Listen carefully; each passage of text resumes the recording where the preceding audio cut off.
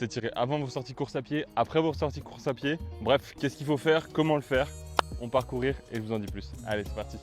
Les étirements avant les sorties course à pied, on va éviter tout ce qui est étirement passif. Pourquoi? Ça va ramollir vos muscles. Pour faire très simple, vous allez perdre en réactivité et quand on va courir, on a besoin de cette réactivité pour avancer vers l'avant et se sentir bien pendant la sortie. Pourtant, vous allez me dire que vous voyez un paquet de monde s'étirer avant ces sorties course à pied. Alors ça veut déjà pas forcément dire qu'ils ont raison.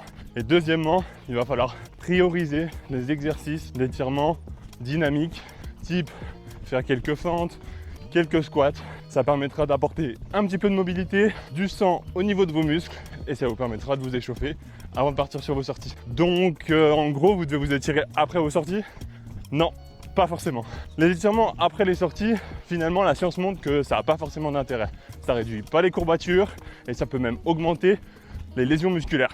Alors vous allez me dire, mais quand c'est que je dois m'étirer du coup, parce que ça a l'air d'être important quand même. Pour moi, les étirements, et on va parler des étirements passifs, essayez de les faire à distance de vos entraînements. Quelques heures après votre entraînement, par exemple si vous y allez le matin, privilégiez les étirements le soir ou alors sur vos jours de repos, vous pouvez inclure les étirements passifs. Ça va vous permettre de gagner en mobilité, ça c'est sûr, mais je vous conseille d'inclure des routines de mobilité qui sont peut-être plus actives et vont vous permettre de gagner tout autant en réduisant le risque de blessure.